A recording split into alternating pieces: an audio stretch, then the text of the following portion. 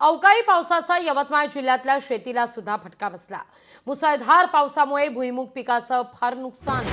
शासनानं तातडीनं पंचनामे करून नुकसान भरपाई द्यावी अशी मागणी आता शेतकऱ्याकडून होते।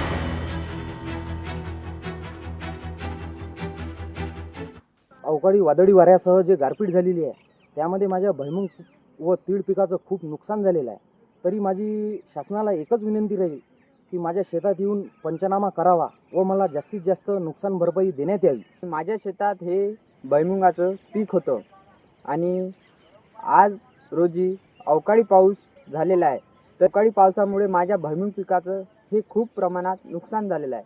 तरी मी सरकारना एवढीच विनंती करतो की माझ्या शेतात पंचनाम्याला तुमचे सहकारी अधिकारी हे यावे आणि माझ्या शेतात हे भुईमुग पिकाला थोडंफार आम्हाला मदत द्यावी, तशी ही माझी नम्र विनंती।